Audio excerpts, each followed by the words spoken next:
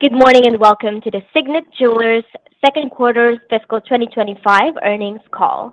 At this time, all lines are in a listen-only mode. Following the presentation, we will conduct a question-and-answer session. If at any time during this call you require immediate assistance, please press star zero for the operator. Please note, this event is being recorded. Joining us on the call today are Rob Ballew, Senior Vice President of Investor Relations, Gina Drosos, Chief Executive Officer, and Joan Hilson, Chief Financial, Strategy, and Services Officer. At this time, I would like to turn this conference over to Mr. Rob Ballew, Senior Vice President of Investor Relations. Please go ahead, sir. Good morning. Welcome to Signet Jewelers' second quarter fiscal 25 earnings conference call. During today's discussion, we will make certain forward-looking statements. Any statements that are not historical facts are subject to a number of risks and uncertainties. Actual results may differ materially. We urge you to read the risk factors, cautionary language, and other disclosures in our annual report on Form 10-K, quarterly reports on Form 10-Q, and current reports on Form 8-K. Except as required by law, we undertake no obligation to revise or publicly update forward-looking statements in light of new information or future events. During the call, we will discuss certain non-GAAP financial measures. For further discussion of the non-GAAP financial measures, as well as reconciliation of the non-GAAP financial measures, the most directly comparable GAAP measures, investors should review the news release we posted on our website at ir.signetjewelers.com. With that, I'll turn the call over to Gina. Thanks, Rob, and good morning, everyone. I'd like to first thank our Signet team for delivering another quarter of sequential same-store sales improvement and an encouraging start to the third quarter. Our team is our greatest competitive advantage and the key to our success. That's never more abundantly clear to me than at earnings time, when we have the chance to see the tangible impact of our knowledgeable, dedicated, and empowered team members. I'd like to leave you with three key takeaways today. First, we continue to see momentum in same-store sales, improving more than 5 points from the first quarter, led by strong fashion sales, to deliver results in the top half of our expectations. This sequential acceleration is both the fifth consecutive quarter of same-store sales improvement and the largest improvement we've delivered in more than 2 years, driven by higher levels of new and innovative merchandise as we emerge from the engagement trough caused by COVID. Second, we grew merchandise margin and average transaction value, or ATV, as our merchandise strategy continues to drive performance in a dynamic time for the industry. Third, we are on track to deliver on our fiscal 25 guidance. Our momentum has carried into Q3, with same-store sales turning positive third quarter to date and engagement units now growing. Let's go into each of these in detail. Same-store sales improved to a low single-digit decline in the second quarter, led by an acceleration in fashion, but also with improvement in bridal and continued strength in services. As I mentioned last quarter, we continue to focus on new, innovative, and on-trend pieces. This is a proven strategy for us in tougher macro environments, and there's been a strong response from customers. In the second quarter, we delivered a 50% increase in revenue from new merchandise, which comprised 25% of sales in our core banners, up 8 points from a year ago. In fashion, this trend was broad-based as all banners improved sequentially this quarter, led by our three largest banners, Jared, Zales, and Kay. In fact, we delivered positive fashion same-store sales in July, August, and September to date. As we head toward the key gifting season of the year, we expect this trend to continue. We are well-positioned to further grow our penetration of new merchandise while maintaining our inventory discipline. We see our ability to be nimble and manage our merchandise assortment as a real competitive advantage. When compared to industry data, we turn our inventory roughly 2 times as fast as independent jewelers, which to consumers means more frequency of great new products at the right price points. Our innovation in fashion includes sculpted gold, that allows us to provide big, chunky looks at attractive price points. Lab diamond fashion jewelry continues to grow, up more than 25% in the quarter to last year, and is a driver of ATV. We're also seeing traction in watches, led by new designs in Citizen and Bulova. Further, our proprietary branding is aiding bridal ATV, led by pieces from Chosen, Neil Lane, and Monique Lillier. We're also leveraging our De Beers partnership to advance jewelry consultant training, natural diamond marketing, and several new branded natural diamond merchandise collections launching in the third quarter. Services continues to be a source of strength for Signet, growing 1.4% in the quarter, with extended service agreement, or ESA, attachment rates up 210 basis points, led by strong attachment in engagement and early traction on new products like post-repair ESA. Importantly, the attachment rate on lab diamond jewelry is well above other merchandise in both bridal and fashion categories. Services has grown every quarter for the past 2 years, outpacing merchandise revenue by over 20 points. The progress we've made will be an important tailwind as merchandise same-store sales improve in the back half of the year, particularly as engagements continue to increase. Engagements also improved in the second quarter by approximately 400 basis points on a same-store sales basis. As predicted, the engagement recovery is happening. Google and Instagram searches for engagement rings are now up significantly in recent months. Couples achieving at least 26 of our proprietary engagement milestones, where they become highly likely to get engaged, is now 900 basis points higher than last year and the highest number of couples ready to get engaged we've seen since we began tracking these milestones a few years ago. Based on these leading indicators and the positive engagement unit growth we've seen third quarter to date, we have confidence that we're well-positioned for the upcoming peak engagement season over the holidays and the multi-year engagement recovery back to pre-pandemic levels. That said, separately, customers are approaching engagement in a more cautious way in this macro environment, slowing the recovery. For example, customers are visiting our sites 15% more often than a year ago before making a purchase. Our digital banners progress has been steady, as we saw sequential improvement of 600 basis points in same-store sales compared to the first quarter, with further improvement into the third quarter.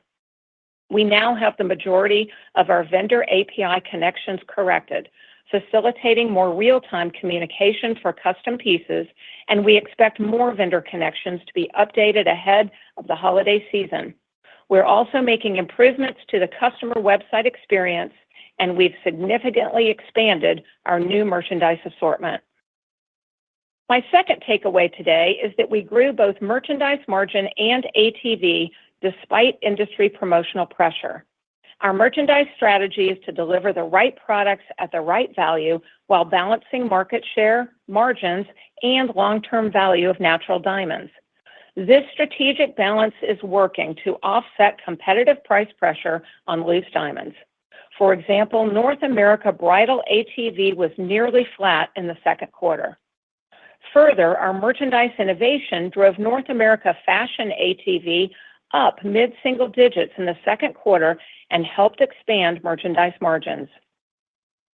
We are investing ahead of holiday to improve the customer shopping experience. This includes additional training for our jewelry consultants, further rollout of personalized digital storefronts, enhanced Wi-Fi across the fleet, as well as more than 300 store renovations. At Kay, we're renovating over 200 stores this year. At Jared, we've invested in both the fleet and up-tiering of the assortment, delivering fashion ATV up nearly double digits in the second quarter. In marketing, we're increasingly leveraging data and AI to personalize our messaging.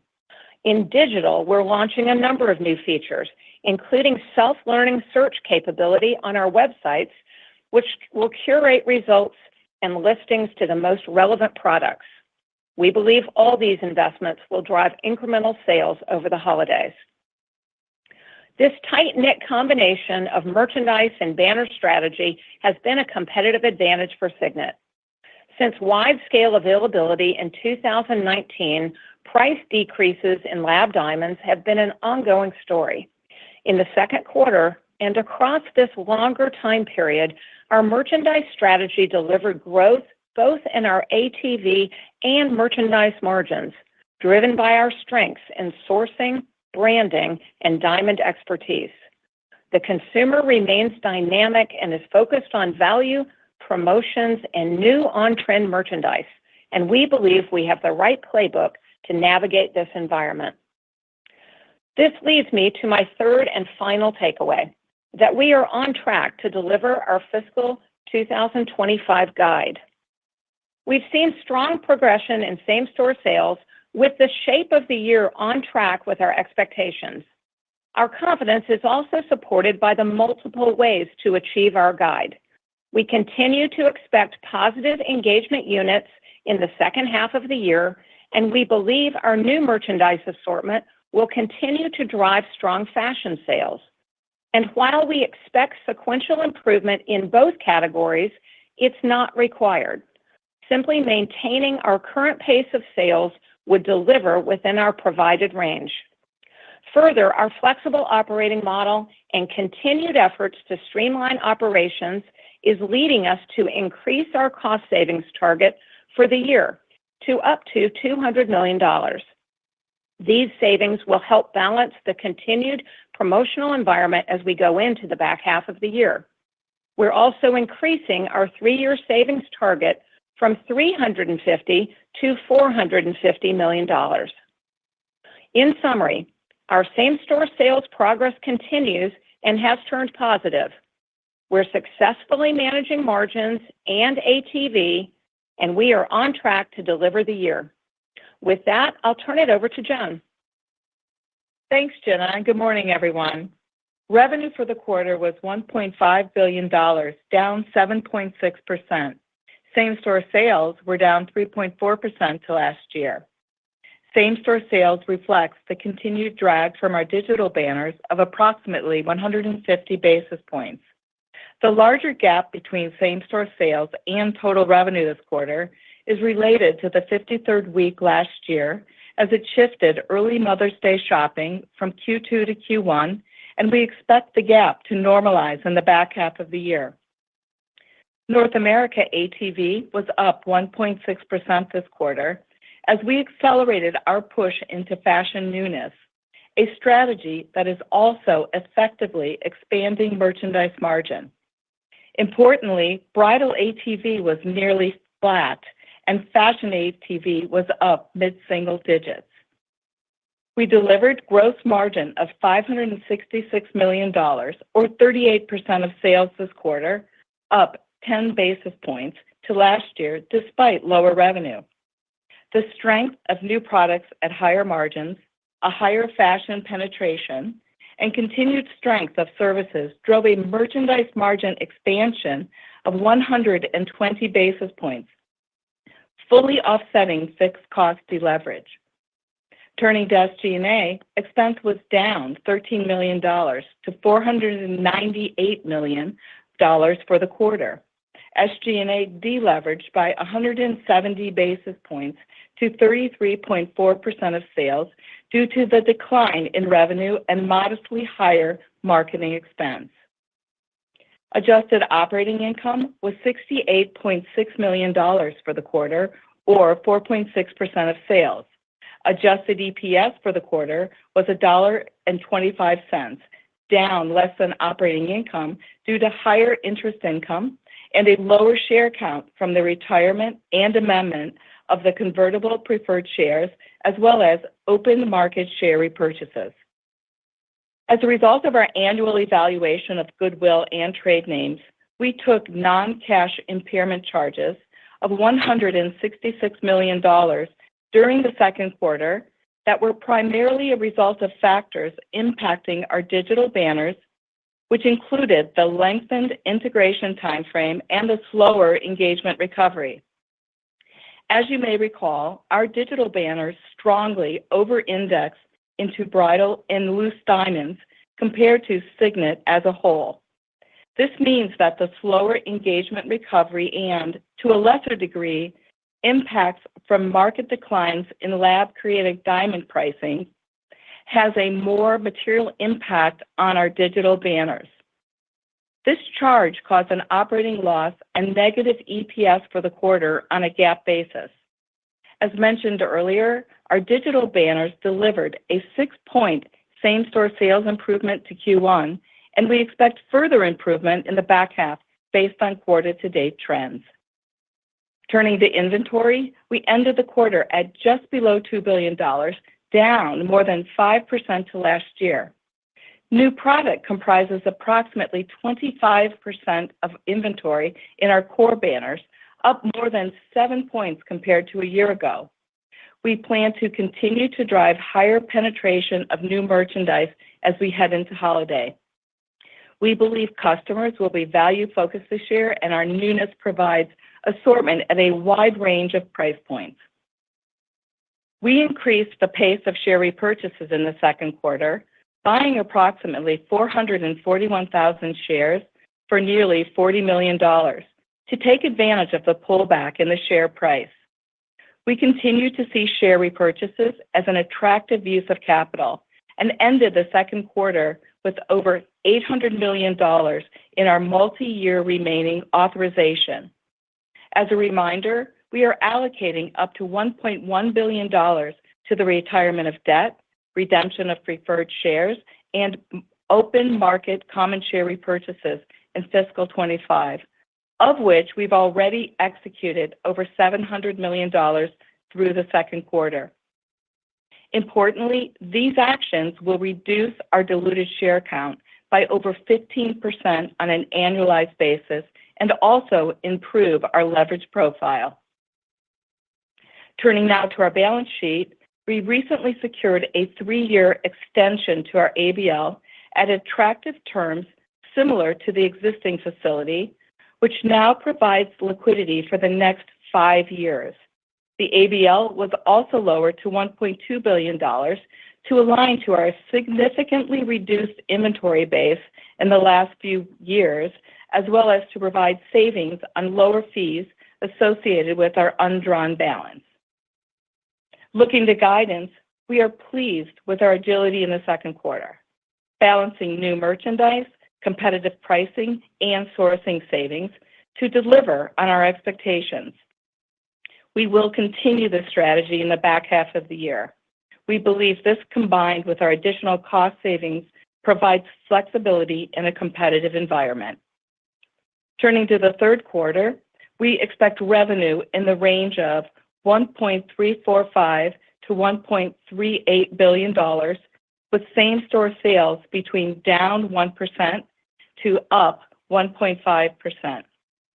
We expect adjusted operating income between $8 and $25 million and adjusted EBITDA between $55 to $72 million. Our quarter-to-date same-store sales through this past weekend have turned positive, which is reflected in the upper half of our guide, while the low end provides some cushion for variability throughout the quarter.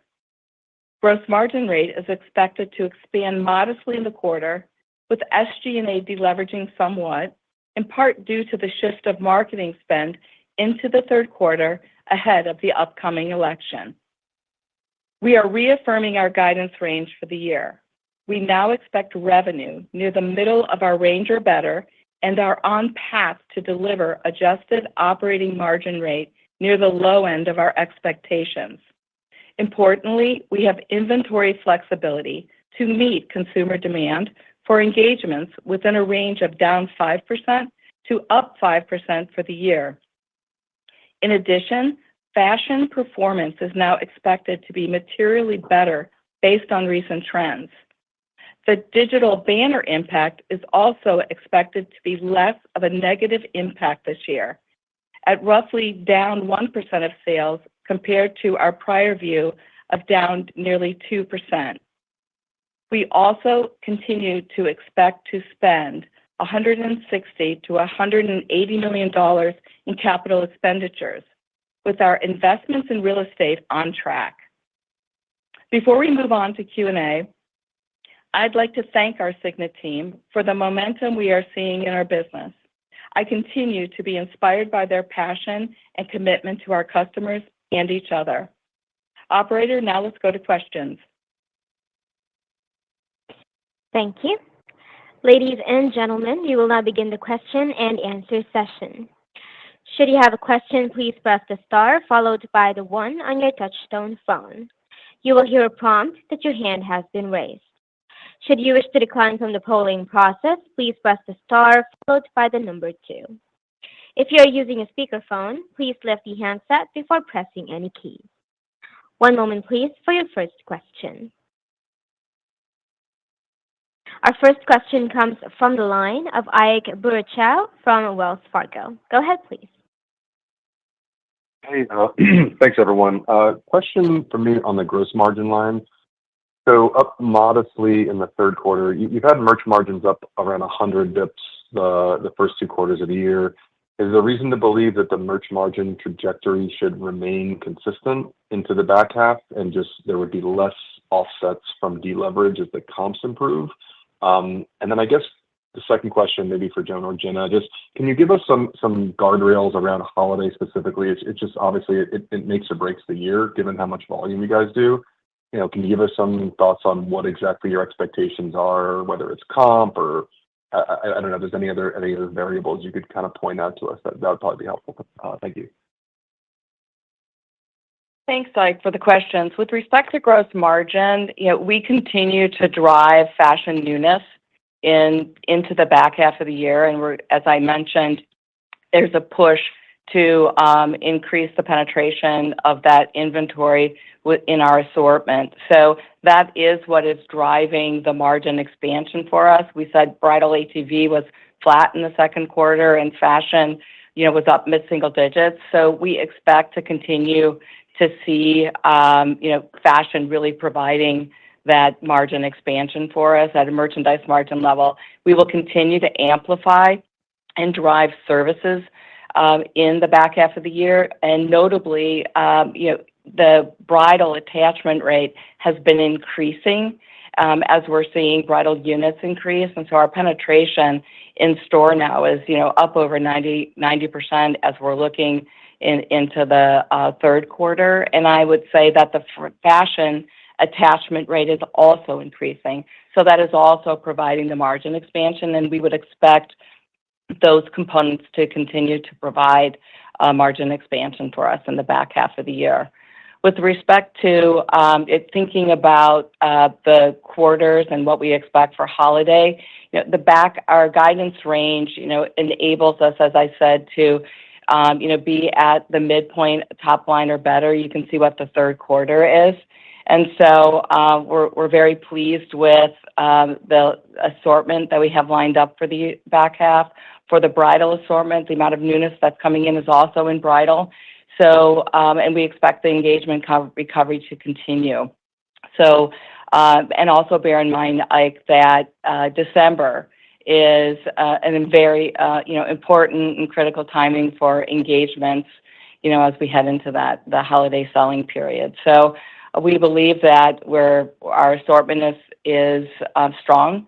We're seeing a strong response, and we're seeing the engagement recovery, happen. Although, as Jenna mentioned, it's a little bit slower than we had anticipated. The customer is more cautious, visiting, 15% a higher visit rate before they actually make the purchase. So all of that is considered within our guidance. But to your point, fourth quarter is important, and we see that, we're prepared for it.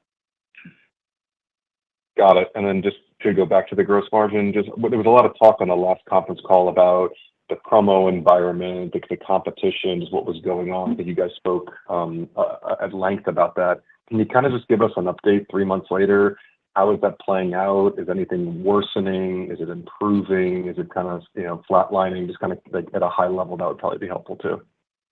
Well, we have included in our guidance, Ike, is the idea that the competitive environment will remain as such, and that we are prepared with flexibility within our guidance for promotion, and we will continue with the balanced strategy of newness at strong margins, particularly in fashion, and pacing of promotions to meet the competitive dynamic.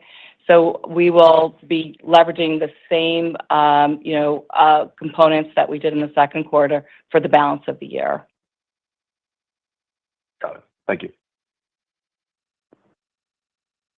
Our next question comes from the line of Paul Lejuez from Citi. Go ahead, please. Hey, thanks, guys. Can you say what engagement units are running year to date and quarter to date? And curious what you have to see in 4Q to hit the +5 for the year. And then within that, engagement units being up quarter to date, I guess it sounds like sales are still down. So maybe can you talk about the average ticket in engagement and how that average ticket looks in natural specifically versus lab specifically when you compare it to last year? Thanks. Sure. Good morning, Paul. Why don't I start on that, and then, Joan, you can jump in. I think in terms of units, as Joan was just saying, we said in our prepared remarks, the engagement recovery is happening, and all of the data that we track indicates that will continue to accelerate throughout this fiscal year. But our guidance doesn't need that in order for us to deliver. In other words, if the pace of unit growth that we're seeing right now just flattens, to where it is and continues through the year, we would still deliver within our guide. So we see that, everything that we're looking at, external data like searches across different, in search engines, as well as the proprietary milestones that we track, those are at their highest that we've seen them. So up 900 basis points versus last year in terms of the number of couples ready to get engaged. So we see, a good tailwind on engagements, but we don't have to have that in order to achieve our guide. And then you also asked a question about LCD. We have had a strategy since the beginning to trade customers up if they're interested in LCD, and we have continued to do that. So we actually see a higher ATV on LCD pieces than we do in natural. We see a higher attachment rate of ESA on LCD as a result. So in that context, our team has worked very hard to maintain strong value across diamonds. And we're also seeing a lot of great innovation come on natural diamonds. I think we're getting to a point where consumers seem to understand the difference. They understand the specialness and uniqueness of natural diamonds and are very interested in that context and that the value that has been able to have over time. But they understand that with LCD, they have an opportunity potentially to trade up because, it's cheaper. There's more availability. Got it. And just to follow up, would be +5 for the year. Would that be consistent with the high end of guidance then? Yes. When you think of the guidance range, it's a -5 to a +5 units in bridal. But to Jenna's earlier comments, I would say, Paul, there's several scenarios to hit our overall high end of guide.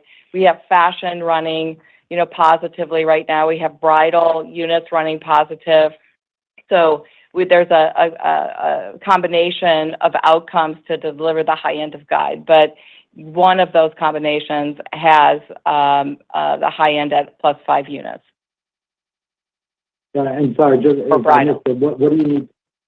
Right. And then what do you need to do in the fourth quarter to get to that +5?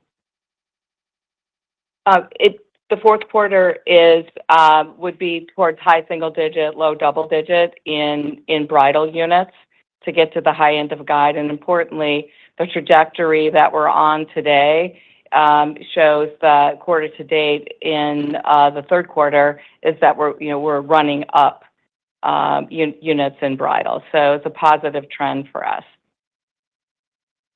Thank you, guys. Good luck.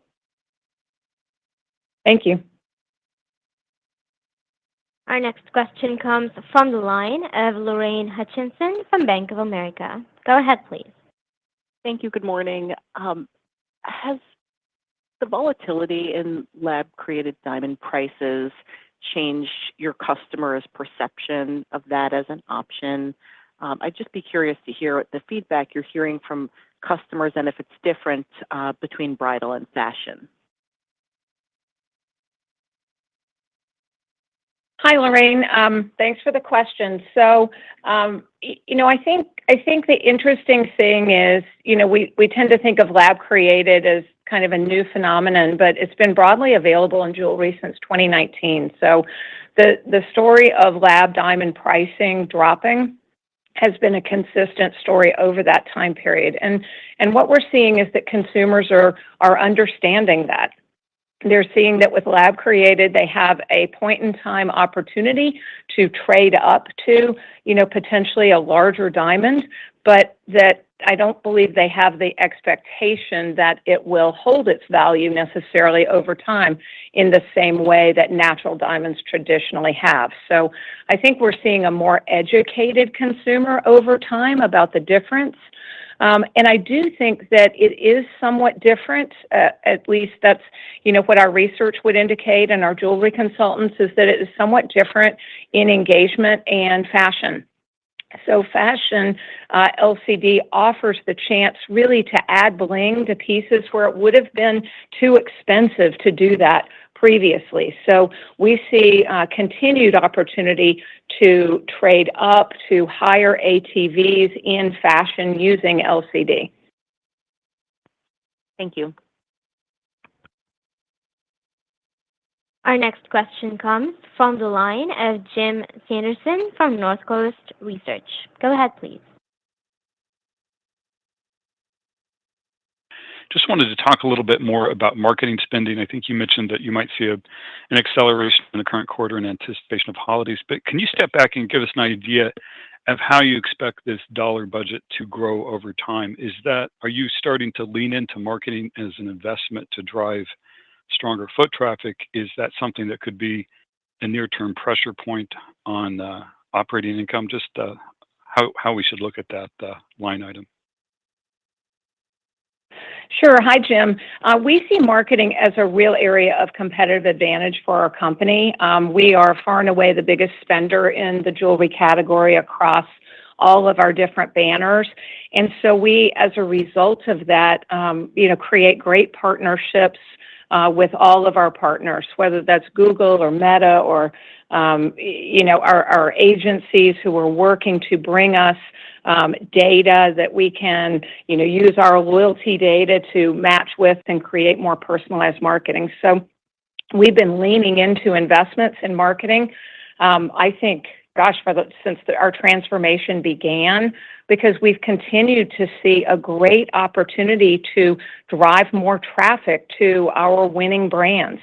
And as we've spent more time differentiating what each of these, banners or brands stands for, it just makes more and more sense. I think it might have been a couple of calls ago, I talked about the fact that while, as of the end of last year, we're 9% share of the jewelry category, we now have positioned our banners to appeal to 80% of jewelry customers.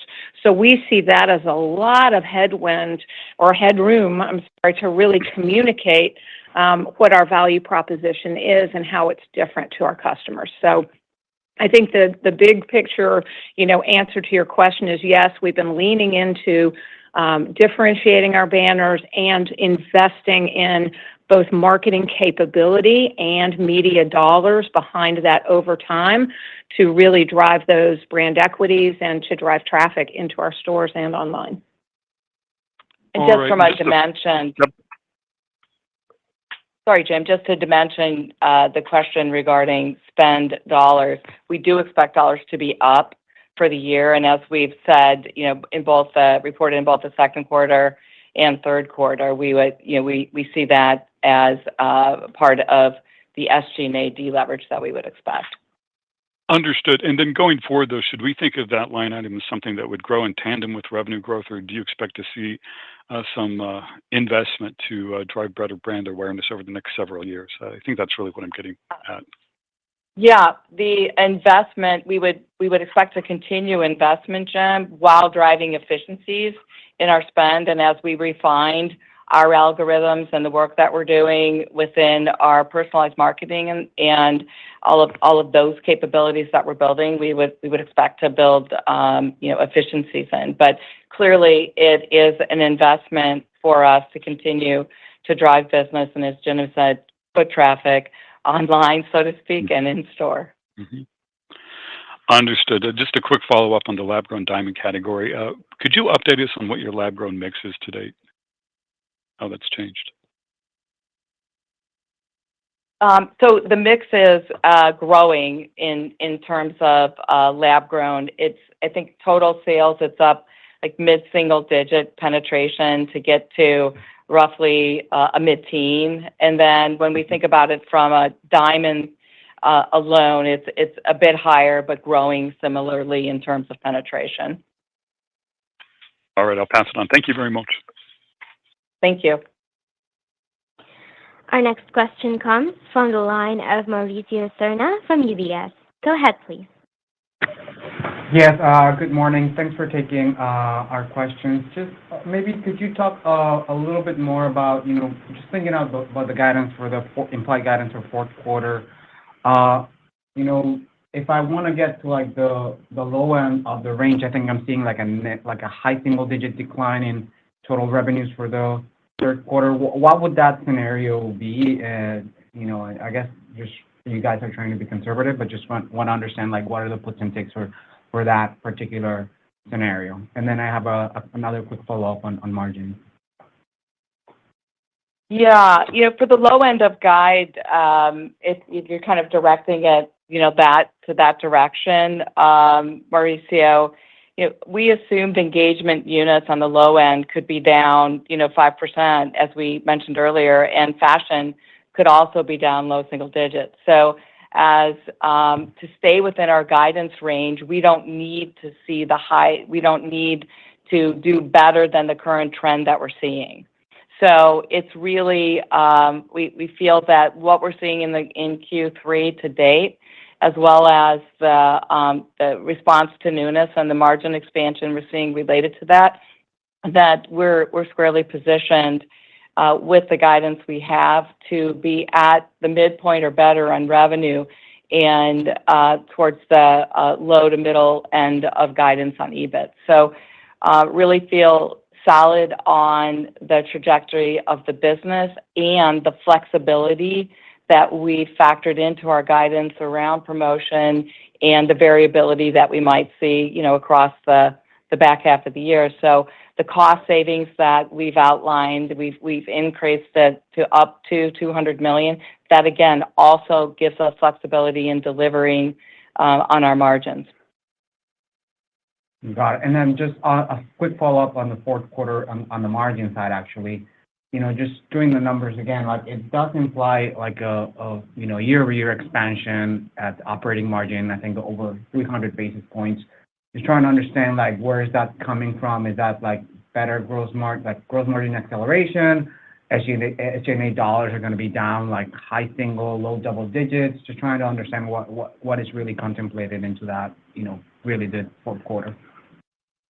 Yeah, and what I would highlight for you is that we have deleveraged SG&A in both the second and third quarter, and as we are within positive comps, that you'll see expansion come naturally from leveraging a fixed cost. We'll continue to drive fashion, as I've mentioned, and services, and with the engagement recovery, you can see a higher, penetration of services that will also help to expand margin in the quarter. So it's consistent leverage of a consistent drive on the tools that we have to leverage in newness services, as well as the competitive pricing that we factored in, as well as then the positive comp to help us offset or help us leverage on our fixed cost base.